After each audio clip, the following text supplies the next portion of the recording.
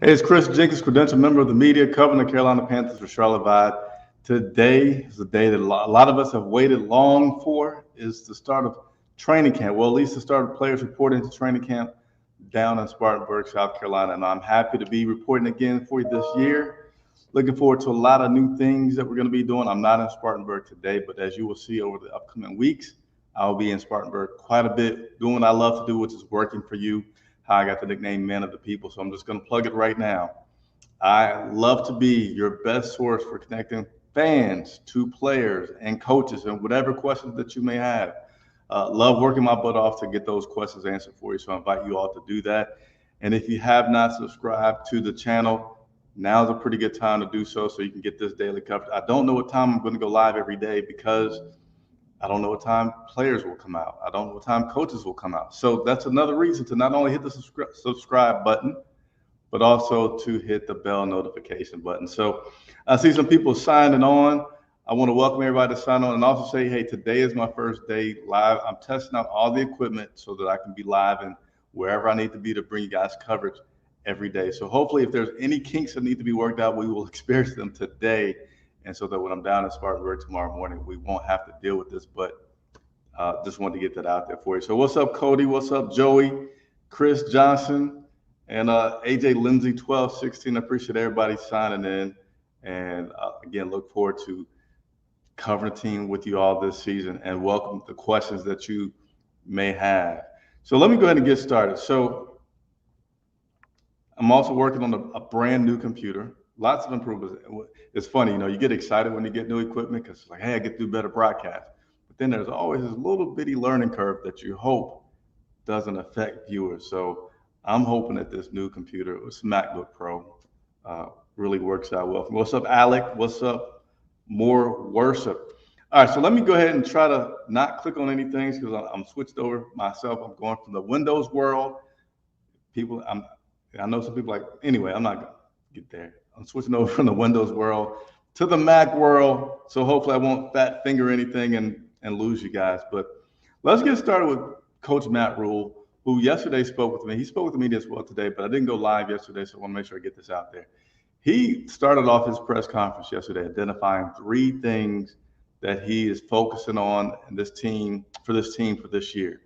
And not surprisingly, they were on the offensive side, the defensive side, and on special teams. So he started with defense. I don't know if he went in any particular order. I doubt it. Coaches try to just not do anything like that. But he started with the defensive side, saying, hey, this defense has been pretty good last year. They were pretty good overall defense last year. But where he needs to see the improvement from that defense this year is in the red zone. It's one thing to play good defense when you're on the other yard, they got 80 yards to go, 50 yards to go. But really, your defense helps you win more games when they can stop the offense from scoring. So particularly, he wants to see that improvement come along in that red zone defense and wants to see this defense go from good to great. And he feels like now more than ever, he has the player personnel to help him accomplish that. Let's go to the offensive side.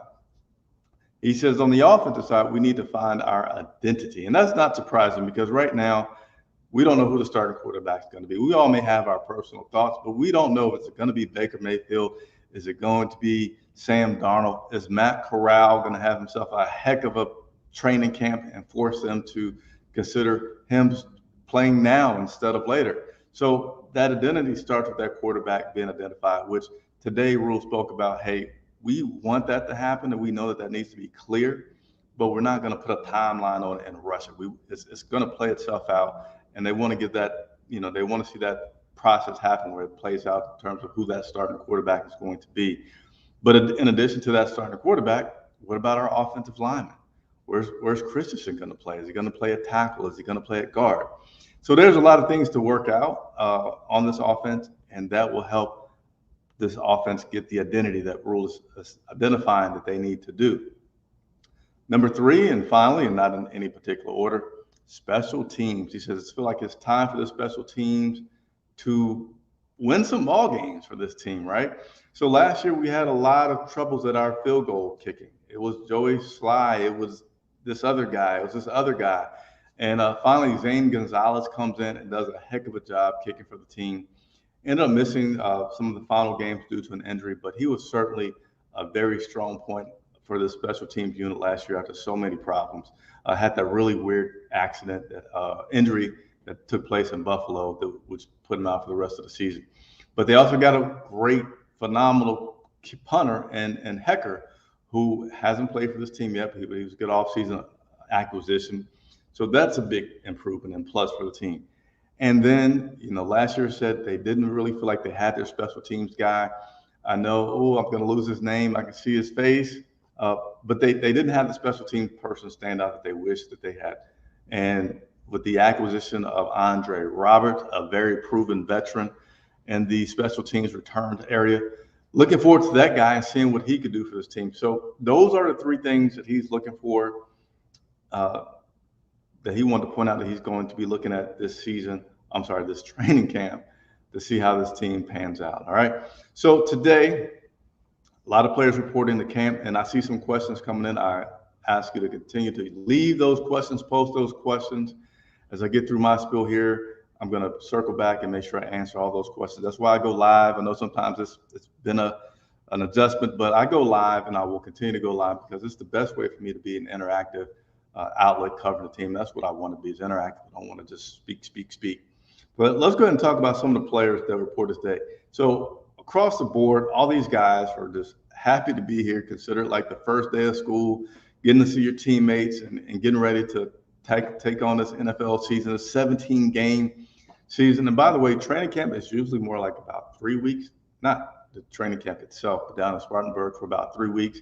It's now going to be 2 weeks that is down in Spartanburg before they return to Charlotte. And they've also made some changes to the schedules. Last year's earlier practice times, more like around 8 o'clock, 8:30.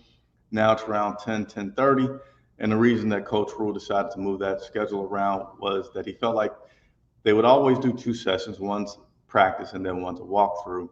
And they don't have indoor practice facilities down there in Spartanburg. So the solution, so what happened with practicing outdoors last year or doing the walk around, it was that it was really, really hot, sometimes almost unbearable being out there at 12, 1 o'clock doing a walkthrough. So he's flipped the walkthrough to happen earlier in the day. That's going to be an 8:30 type deal for the walkthrough. Then the players get 90 minutes that they get a break, and then they'll come back out and they'll have practice. So your practice will be a little bit warmer than usual, but overall they'll be able to keep the players, he hopes, out of the heat better than they did last year. All right, so DJ Moore, he spoke to the media today, and what I'll share from the DJ Moore presser was that I forget exactly how he described it, but it's like him and his daughter had this pillow. I don't know if he said their hearts or something, but him and his daughter had these special pillows, right? And so he couldn't bring her to camp, obviously.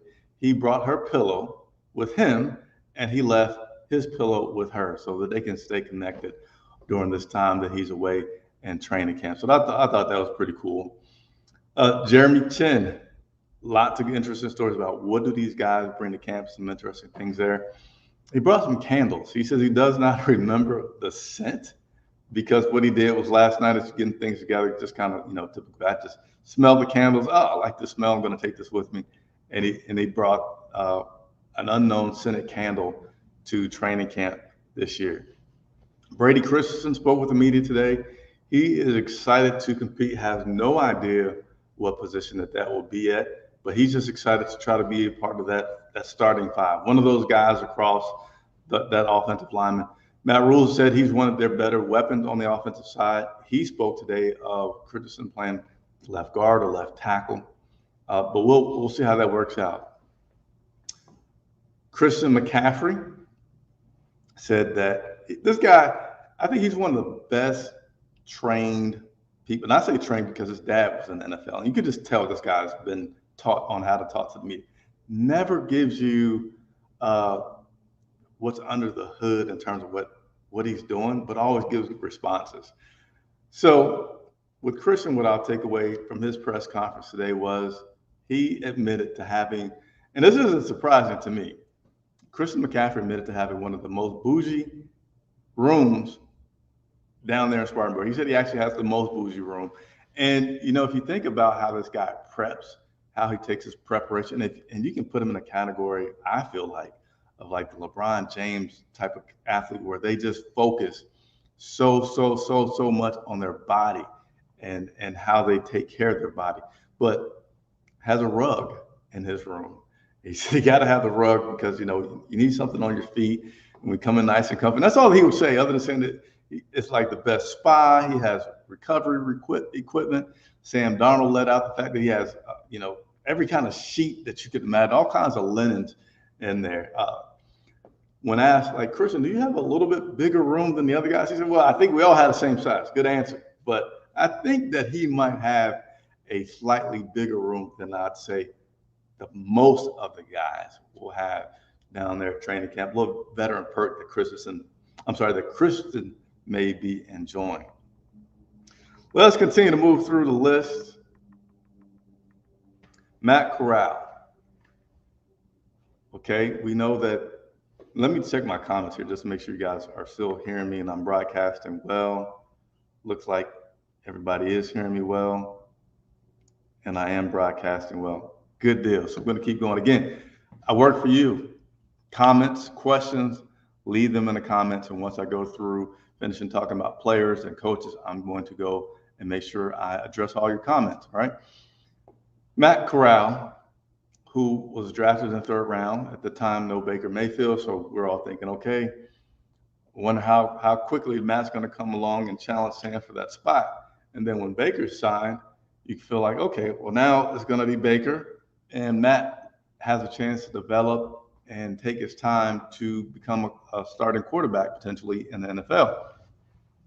That's still the case, but not exactly Matt's thinking now. He says he knows he has a lot to learn, but he's trying to do everything that he can to become a starting quarterback now and not in the future. So, and he's let that be known to coaches.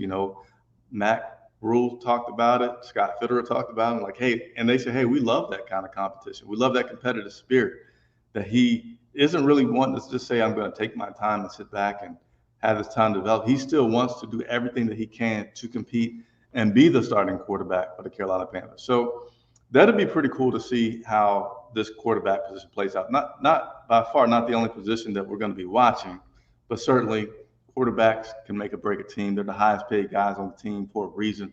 So we'll be watching that battle closely. DJ Moore, I spoke earlier about the pillow for his daughter, but I also just thought about the fact that he says this offense for Ben McAdoo, it's complicated. It's tough.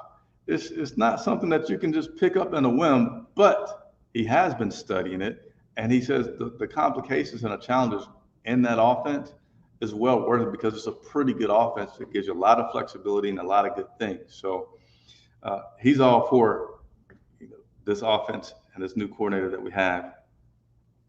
Sam Darnold spoke with the media today as well.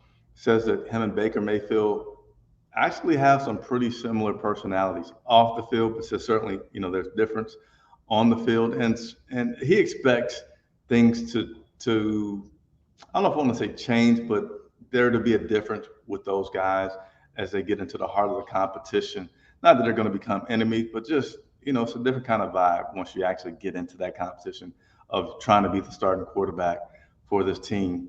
And great question was asked to Sam today, right? When Baker was in Cleveland, he wanted out. He wanted to trade, especially when Deshaun Watson was there. Like, hey, yeah, this is done. Let's move on.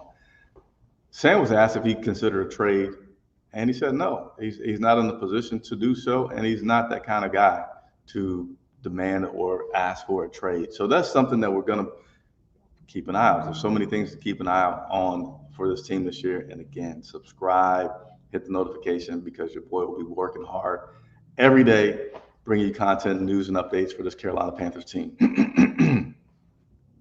So that was it for the players. Got a chance to speak with Matt Rule today as well as Scott Fitterer. Let me again make sure that I don't have any comments coming from you all that I need to make sure that I mention. We're looking good. We're looking good. All right. Let me adjust my camera just slightly here. I want to get it like that. All right. So let's continue to move on through this list here. Matt Rule. Shaq Thompson had a procedure done. I believe that was on his knee. And Matt said he feels like that procedure was more so just a guy that's been in the league for so many years, not like something that he particularly did during the season that caused that. So Shaq will be on the physically unable to perform list. They do not foresee, Scott Fitter mentioned this, do not foresee a need to bring in another guy to take the place of Shaq while he's out, because that's reps that he's going to miss, which means somebody else is going to get more reps. But he says, Scott Fitter said, we got enough guys on the defensive side that we don't need to bring in anybody else. I will touch on some guys that he said that he's going to be looking at in a second here. But of course, Coach was talking about the quarterback situation today and said that he does not know this timeline, but certainly would like it to happen before week 1, which is when they play the Cleveland Browns. So again, we'll continue to monitor that. And let's go ahead and go touch on Scott Fitterer. I thought I had more notes on Matt, but I do not. So Scott, which I was just speaking about a moment ago, not seeing a need to add any more bodies for Shaq Thompson missing some time during training camp. But what is he still looking for? He's still wanting to have some big bodies on that defensive side, whether that's a defensive end, defensive tackle, or wish list, both. He'll be looking for doing that, but still feels like the guys that he has now is great. Doesn't feel like he needs to be in like a desperation mode. That's not his words. That's me paraphrasing right now for those guys. But he's still looking at that position, and they brought some guys in as recently as yesterday trying to evaluate.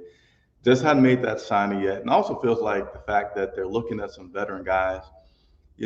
Not everybody loves to be in Spartanburg this time of year for 2 weeks with the hot heat, right? So he knows that sometimes veterans just want to wait until the bulk of training camp is over to come in and join a team.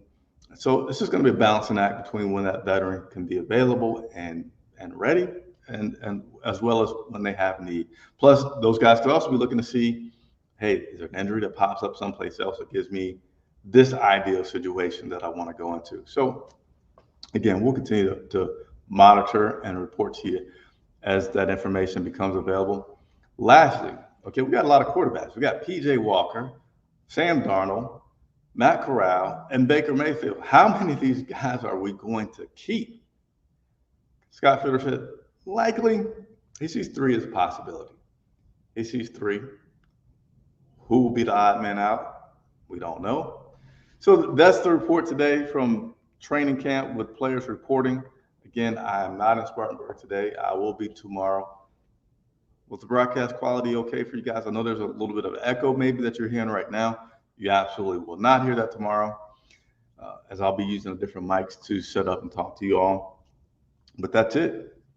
Let's go over some of the questions. Show some things up. What's going on, Lindsay? A little salute to More Worship. What's going on? I salute you back. Alec Barnett. Looks like one of your favorite players could be Cam Newton. How soon do you think Cam will sign with the team? I think he's one of those guys who fall into that veteran category that's waiting for the right opportunity for him to get onto another team. Brian Burns was wearing a hoodie. I couldn't see how he gained weight. Any idea on his shape? Yeah, he put on a little weight, and Matt Rule would love for that weight to translate into Brian being able to be a better, gosh, I'm losing my words here, but physical rusher. Like, he's a speed rusher. He can get around people, got some juke moves, but if he can add the ability to just bull rush and push over some people with his strength and weight, that could make Brian Burns a very elite defensive end in this league. So we'll continue to see how that goes. No, you did not see Robbie Anderson, but that does not mean that he wasn't there. So players and media has a specific time that we could watch the players come in today. Some guys you'll see, some guys you won't see. It happens every year. Cam Newton, we never saw Cam Newton report to training camp, but he was there every single year. So, but Scott Fitter said that all players did report that we're expecting to report. Chris thinks we still need more depth at middle linebacker. Locksman. Yeah, everybody did report. I think one player did not report. I think it was Rashad. I can't say his name correctly because I didn't write it down. Let me see if I can quickly make sure I'll go through my notes and give you the right. Rashawn Melvin was not there today. So he was the only player that did not report, but it was known that he would not report and just has some personal matters that are being worked out that will determine when he does return and report. I'm sorry, when he does report to the team. Levi says, guys, to watch this camp, Charleston Rambo. Okay. All right. Chris Johnson telling me my broadcast is good. And then Cody, man, how you doing? How you doing? Good to see you, Cody. Phil Snow continuously spoke about us needing to be able to set a physical edge. I think that's why Brian Burns has been attempting to bulk up. Yeah, he's been attempting to bulk up. So, hey, happy to bring you this first report of the year as far as the 2022 season goes. Credential member of the media, mean I have access to players and coaches, and I like to use that access to answer questions for you guys. So please subscribe to this channel.